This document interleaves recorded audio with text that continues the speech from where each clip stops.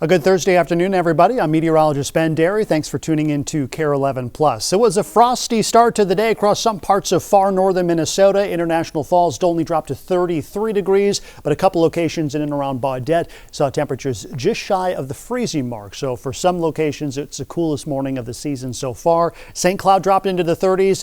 Many areas around the Twin Cities stayed in the 40s with that kind of urban heat island effect, but areas just outside the Twin Cities metro, even south of the Twin Cities, saw temperatures dip into the upper 30s. So it was chilly last night, probably the last really chilly night we'll see for a while, as we do expect a warming trend in the days ahead, especially once we get into this weekend and in the days beyond. But some late day rain is possible today as a clipper system moves in from the north and west, and even a few thunderstorms are possible as well.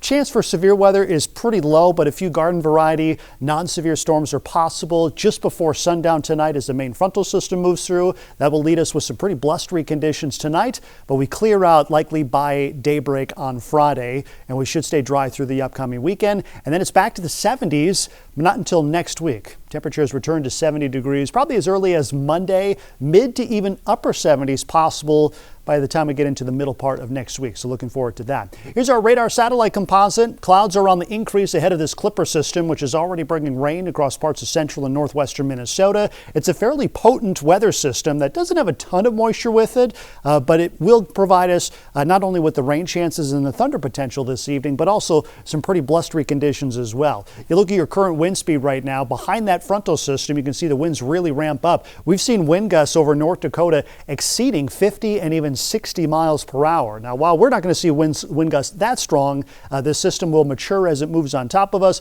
We'll see some pretty blustery conditions tonight and in through a good chunk of the day on Friday. Current weather headlines include wind advisories for all the areas highlighted in that light tan color. High wind warning for areas north of Bismarck, where wind gusts could get up to, again, 60 miles per hour. But in the advisory, that now includes parts of western and southwest Minnesota. The advisory means winds northwesterly between 20 and 30 miles per hour, gusting up to 45 miles per hour. We will probably see that extended into parts or deeper parts of southwestern and even central Minnesota as we head into tonight and especially into tomorrow when the winds are forecast to peak. Here's a look at our microcast that gives us a good idea when the rain chances are going to arrive. We'll put this into motion, pausing us at 5 o'clock this evening. Notice widely scattered, mostly light rain showers at this time, just enough to get things a little wet as we head into the evening rush, especially the tail end of the rush. But it's not until the main frontal system moves through, I'd say after 6, 7 o'clock, that gives us our best opportunity of seeing those non-severe thunderstorms. So you can see the brighter areas here, the yellow and oranges,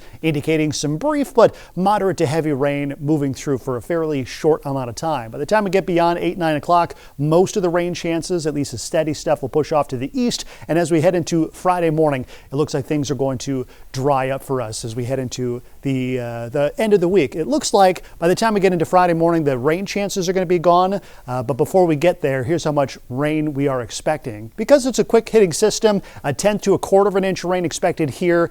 But because this is a clipper system, areas that are in what we call the pivot area of this low pressure system, you can see that brighter band right here. The surface low tracks through the central part of the state. And you can see as that low moves through, counterclockwise flow giving us the more extended rain chances up north. So areas from, say, Thief River Falls, Red River Valley, through parts of the Iron Range, northern Wisconsin, could end up with a 1/2 inch or maybe a little bit more precip. Now, I think the bigger story as we head into Friday is going to be these strong wind gusts. These are forecast gusts as we start off the day. This is 7 a.m. Friday. Northwest wind gusting to between 20 and 25 miles per hour. The peak wind of the day probably late morning into the early afternoon hours. Notice the numbers right here indicating the strongest wind gusts we can expect to see. And we could see winds up to 30, possibly even 35 miles per hour. So not as strong as what they're dealing with over the Dakotas today, but still pretty blustery. And again, the winds peak about midday, early afternoon before we see the winds gradually subside as we head into Friday evening. And by the time we head into Saturday, still maybe a little breezy at times, but it looks like for the most part, the strongest winds will be done. Speaking of the weekend, let's take a sneak peek. Partly sunny on Saturday as a few clouds will linger, but certainly less windy and temperatures begin their warming trend.